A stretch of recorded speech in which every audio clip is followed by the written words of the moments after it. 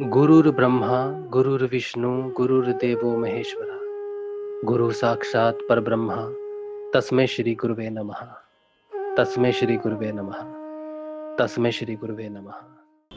Om Shri Gangai Nathay Namah. Jai Shri Gurudev, Jai Shri Dada Gurudev.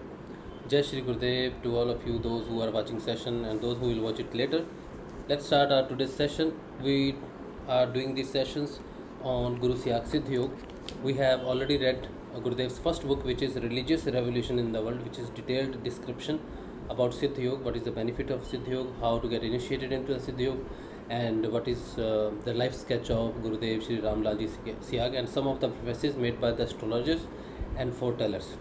So if somebody needs any information or detailed information about Guru Siyag Siddha, can watch those 12 sessions which we did from the start, half an hour each session and total 12 sessions. After that we started Gurudev's another book which gives detailed information about the Comforter, which is more based on actually the prophecies from the Holy Bible. The book name is also the Prophecies from the Holy Bible, and in this particular book we have such a great detailed sketch about Gurudev's life and what he has done so far, what is his aim, what is his mission, and what is the purpose of his birth on the earth. We are taking different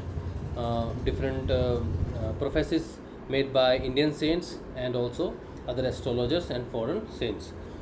So far we have read total 9 chapters. We started 10th chapter yesterday and we are just reading it out. This chapter is very much important, and this tells about the Kundalini Shakti, which is the goddess, the mother god, which is control everything from the within.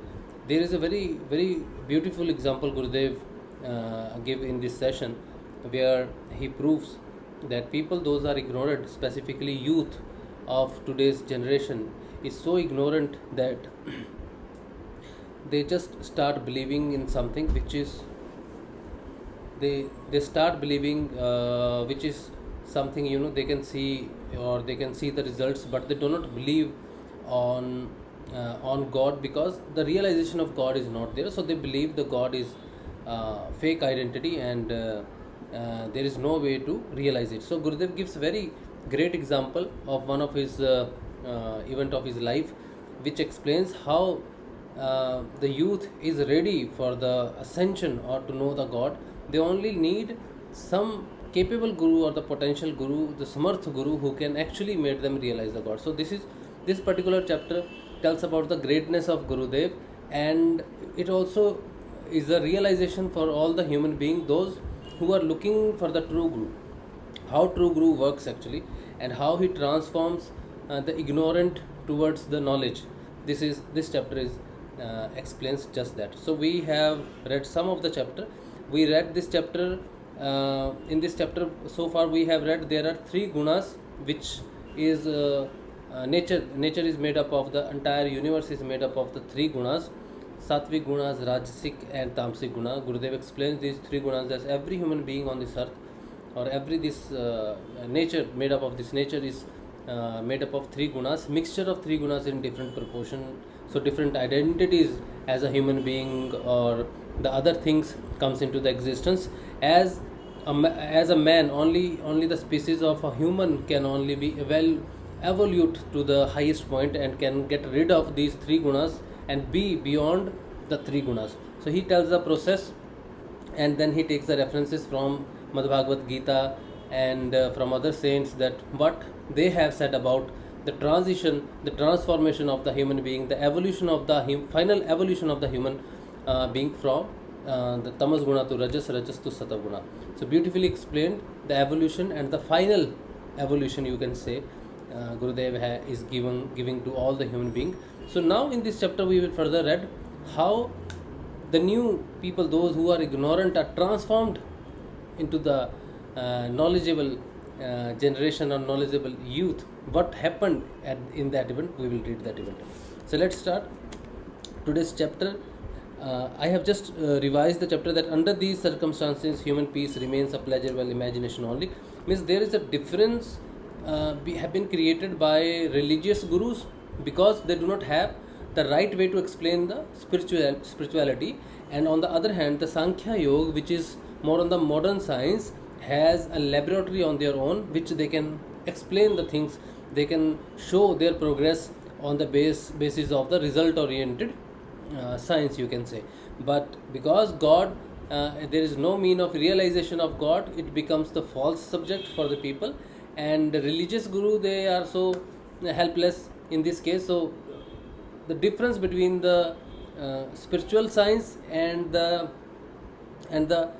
Sankhya science is being, increasing day by day, and now it is being the difference between two sciences is such a great that today's generation is not agree to listen to the stories and the um, great transformations of earlier yugas, because there is no mean to realize those stories and to believe those stories. So here Gurudev says how the time is changing, how he is giving the right method, the right, you can say, the purpose, how you can achieve or realize the God, what is the way to achieve the realization of the God. Gurudev is giving the exact method to the all generation at this point of time. So he says, he continues with that God, because of tamasic manifestations, remain a subject of imagination. Truth of life have become obsolete. It has become a universally acceptable principle that old age is the time for acquiring spiritual knowledge. It is all illusionary to think that spiritual knowledge is an impediment in living in living a practical life. What wonders can God do for a person in his old age if he has not proved effective in his normal life? Each and every part of the body becomes languid in old age, and several kinds of diseases surround him. He would be thinking of those suffering and would not remember God. Therefore, youth is the age for acquisition of all kinds of knowledge. Spiritual science enables a man to lead a completely articulate life. The illusions that have intruded into our religion are the cause of its downfall. Some students, now the main event of Gurudev's life, which I like very much for today's generation, and it is happening with everyone actually. Some students from polytechnic and medical colleges came to me for the first time and asked me, what type of science is this spiritual science and what relevance does it have in our life? I replied that the spiritual science starts from the point where the physical science ends, and that their science was confined to the test tube only, whereas the whole universe was the test tube for our science.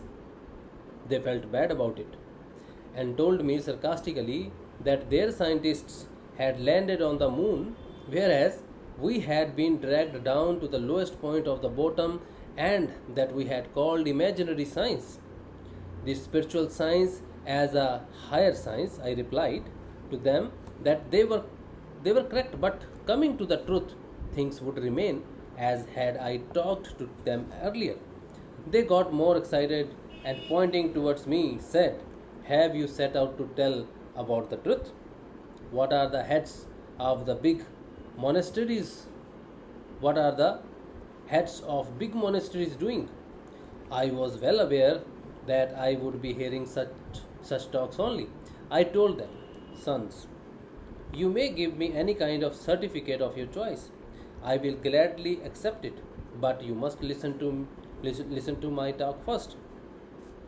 This pacified them and they agreed to hear me. I explained to them the great science of Kundalini, philosophy of yoga, and initiation by Shaktipat, and gave them some literature on these subjects.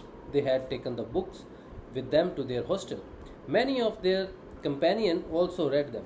Sometime afterwards, 25 to 26 students came to me and told me that they would not believe in anything written in the books until and unless they themselves had an experience of realization. I agreed with them that nobody would believe. They sat down to meditate in a manner I had explained to them.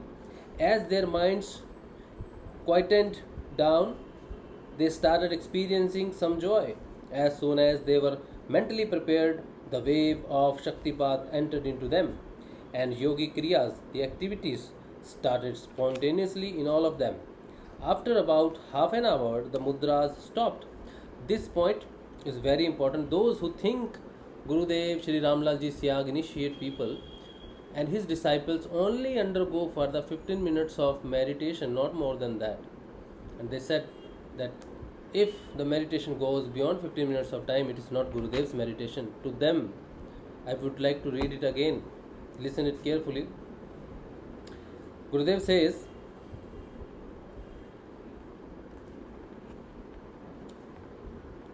they sat down to meditate in a manner I had explained to them. As their minds quieted down, they started experiencing some joy.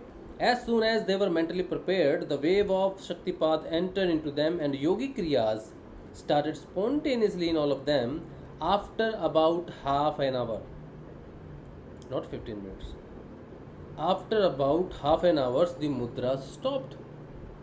I asked them what kind of exercise had they started doing. So at this point of time, it is very clear that even people sitting in front of Gurudev had experienced more than 15 minutes of meditation. Okay. Did they consider my room a playfield? Okay.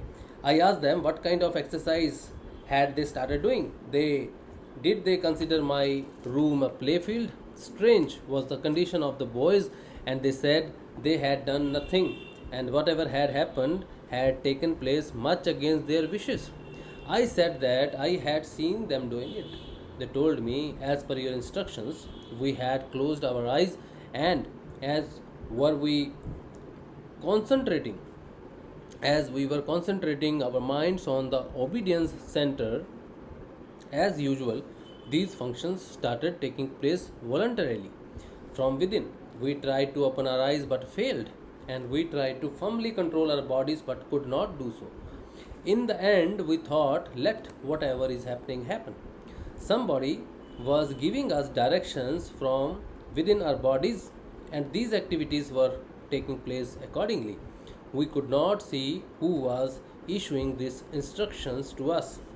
I then told them that it means that there certainly is some such Shaktipat, power within your bodies which can make you work according to its wish. They said that no scope was left for arguments.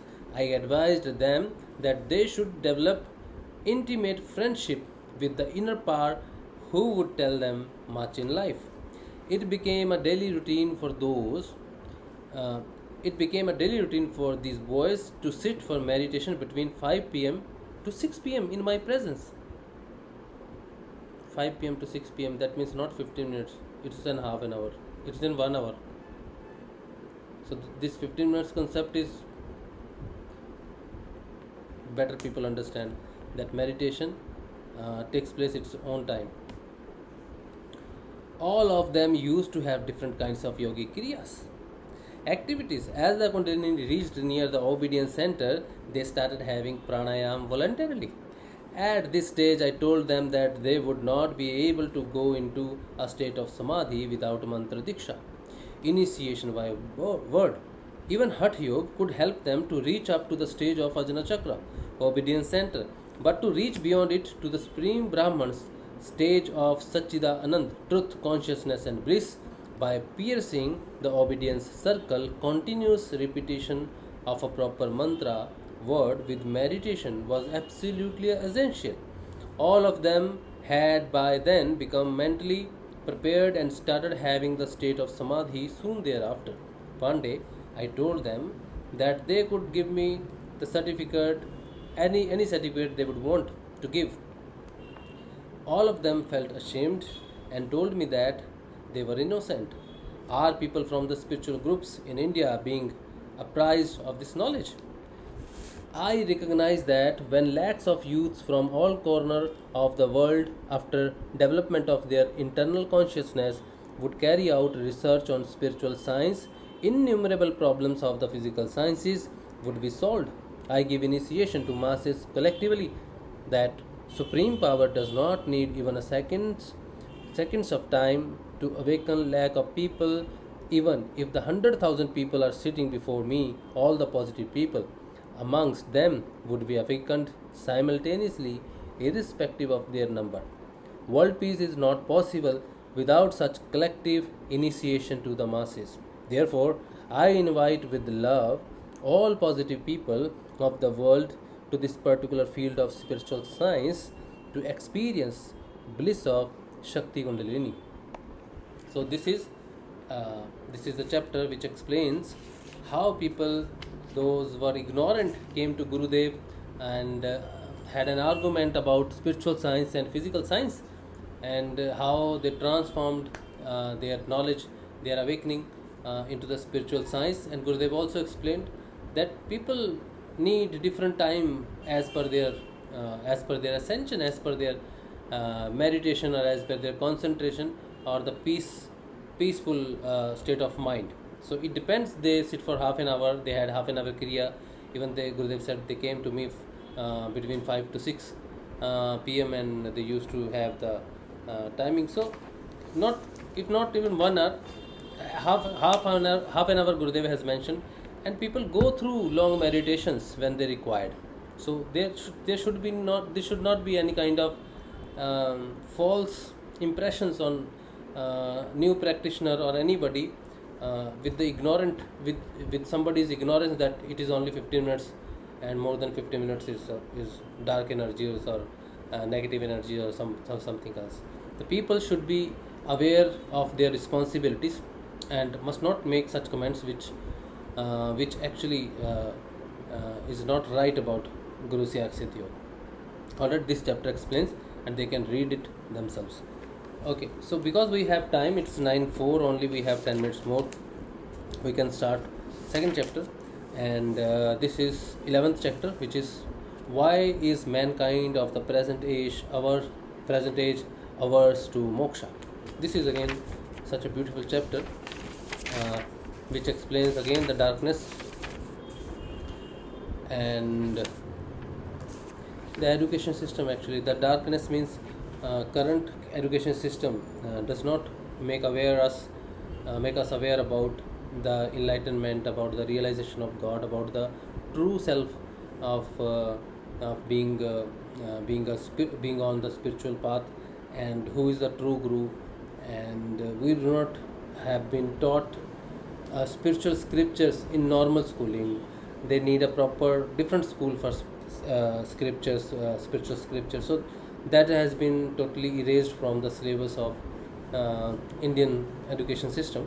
And that is why the word moksha has been erased from from the mind of a new generation. If you tell them moksha, they think, oh, not our cup of tea. So this chapter is about the mental system, or the position of today's generation, about how much they are into the darkness, that talk of the spirituality put them to sleep or put them to ignorance, and they do not show any kind of interest. Really, there is a darkness. So let's start today's chapter. Why is mankind of the present age averse to moksha? Why they think moksha is something which is not for them? So what Gurudev has told us about this, he says moksha means salvation is the highest form of spiritual attainment.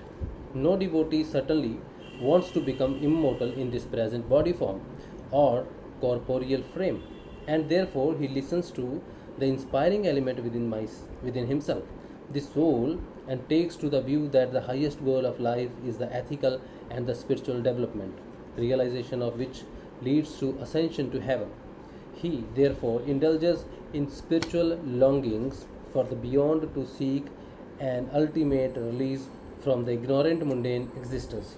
This, his ideal, only for that matter, is to become one with the God, or to become his being. Vedic literature is full of means to tride on this path, and in this journey he enjoys certain unique tastes.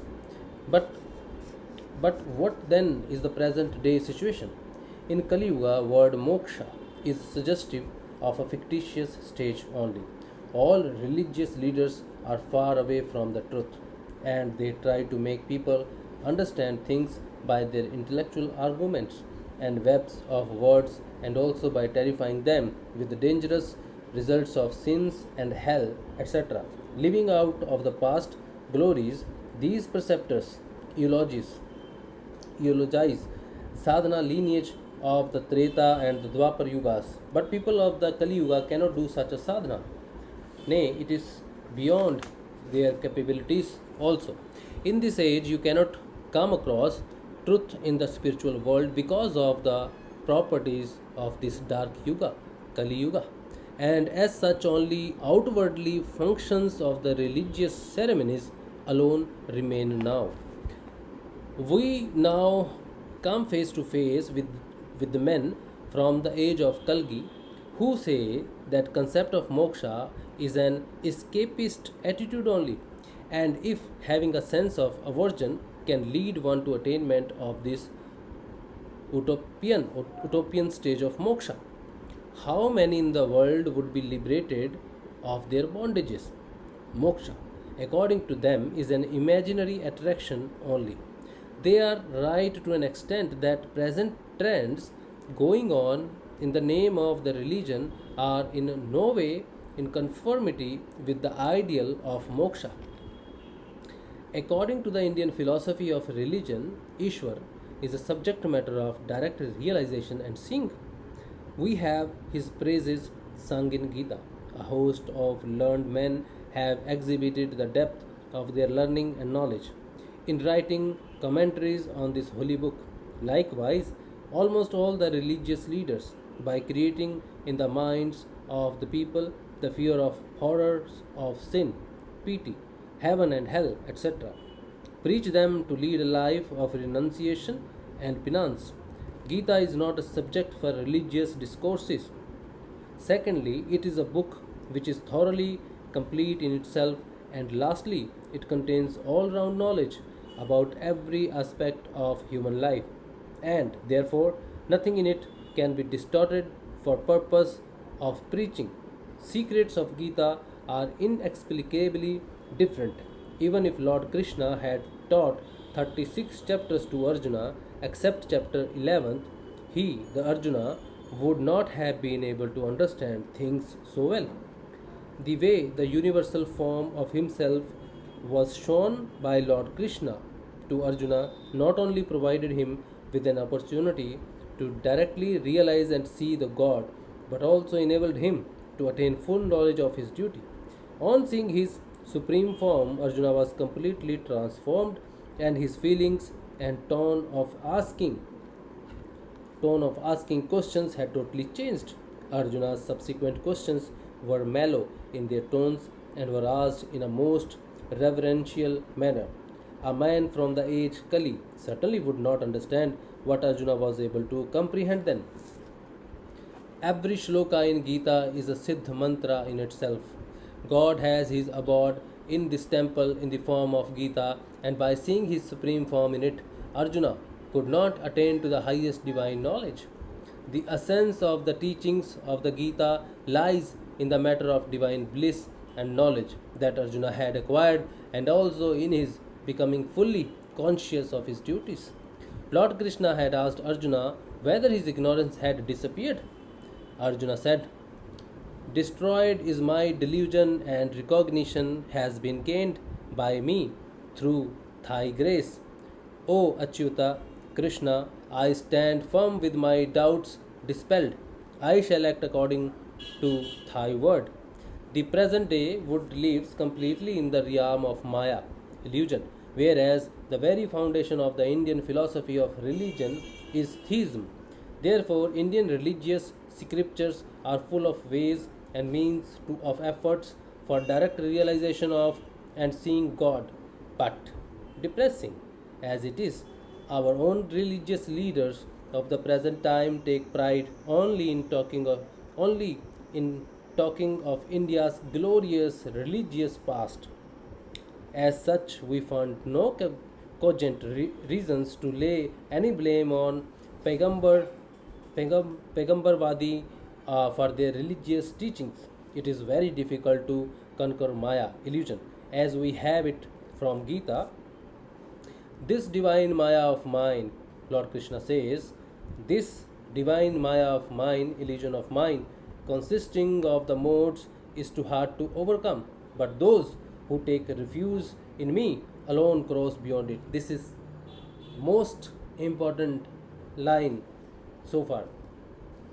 Those who comes under the guidance of Krishna, Guru, they certainly come out of illusion. Rest, remain into the illusion. So take shelter only under Guru. Take shelter only under Gurudev, because only he can enlighten you. Only he can enlighten your way, your sadhana path. So only please Guru. The religious preceptors of the present age are not capable of finding any solution, even to the worldly problems, and therefore expecting of them to solve unearthly enigmas would be a matter which can be hardly imagined of.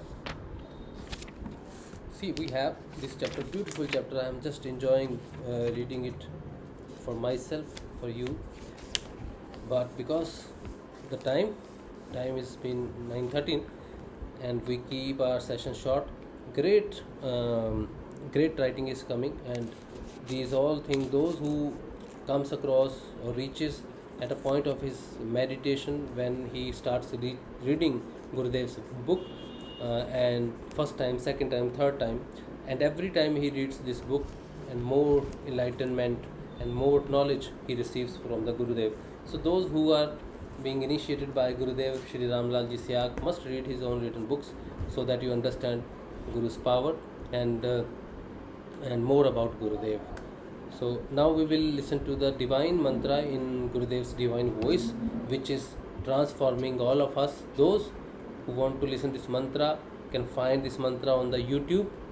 Search for Gurudev Shri Ramlal ji Siyag. If you have any question regarding Siddha Yoga, then you can just put comment in the comment box, and I'm just sharing the drive link which you can download this book which I am talking about, and you can have other books also which are related books.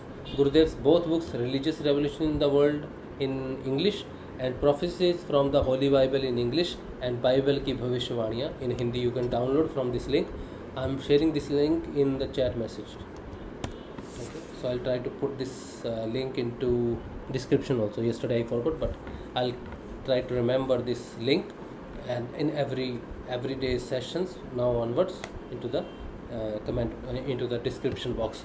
So you can download these books and please read these books, and you will find more knowledge about Gurudev. Let's hear the mantra.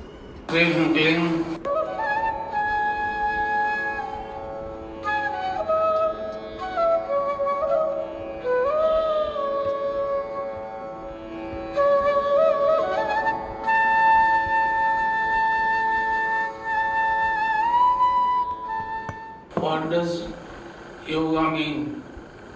Yoga means a union of the soul with God or the universal consciousness force. What are the benefits of Siddha Yoga? Siddha Yoga heals, cures or trees the body from any physical illness, adds various forms of cancers, diabetes, arthritis, asthma, and even genetic disease like hemophilia.